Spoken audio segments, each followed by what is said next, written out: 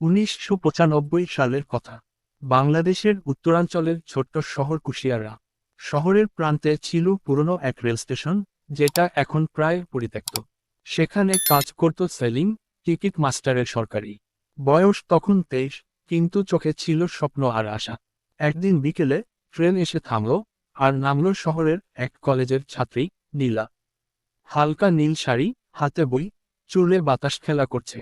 সেদিন প্রথম দেখাতেই সেলিমের মনে হলো, এই মেয়েটা তার জীবন বদলে দেবে। কিছুদিন পর সেলিম সাহস করে নীলার সাথে কথা বলল। আপনি কি প্রতিদিন এই স্টেশন দিয়ে যাতায়াত করেন? নীলা হাসল। হ্যাঁ, কলেজে যাই।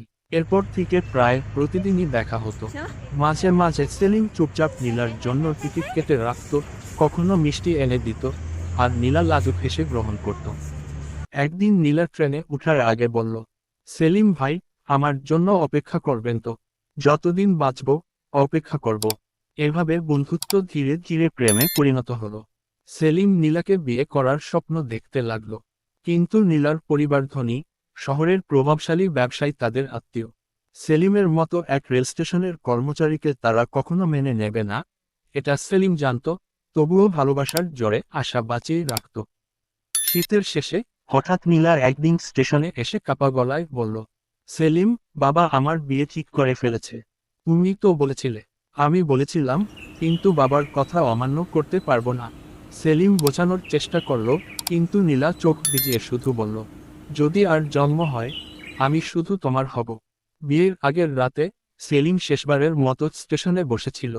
হঠাৎ নীলা এসে দাঁড়ালো, হাতে ছোট্ট একটা ব্যাগ। চলো পালিয়ে যাই সেলিম, অনেক দূরে, যেখানে কেউ আমাদের খুঁজে পাবে না। সেলিম প্রথমে থমকে গেল, কিন্তু ঠিক তখনই স্টেশনের অন্য প্রান্ত থেকে নীলার বাবা আর কিছু লোক এসে হাজির হলো। সবাই চিৎকার শুরু করলো। সেলিম কিছু বলার আগেই তারা নীলাকে টেনে নিয়ে গেল।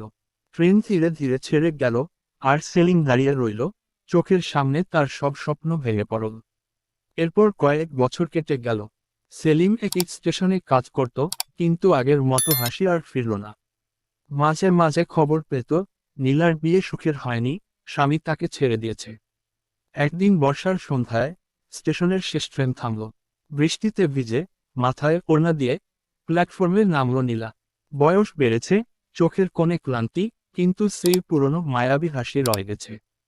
নীলা ধীরে ধীরে সেলিমের কাছে এসে বলল, আমি ফিরে এসেছি, এবার কেউ আমাদের আলাদা করতে পারবে না। সেলিম কিছু বলার আগেই বজ্রপাতের শব্দে আকাশ কেঁপে উঠল। হঠাৎ নীলা বুক চেপে মাটিতে পড়ে গেল। হার্ট অ্যাটাক, হাসপাতালের নেওয়ার আগেই শেষ নিঃশ্বাস ফেলল। সেদিন থেকে সেলিম প্রতিদিন শেষ ট্রেনের সময় প্ল্যাটফর্মে দাঁড়িয়ে থাকে, যেন নীলা আবার ফিরে আসবে। শহরের মানুষ বলে, বর্ষার রাতে স্টেশনের আলো আধারে একজন মানুষ দাঁড়িয়ে থাকে, চোখে অপেক্ষার ছায়া নিয়ে, তার হারানো বসন্তের জন্য।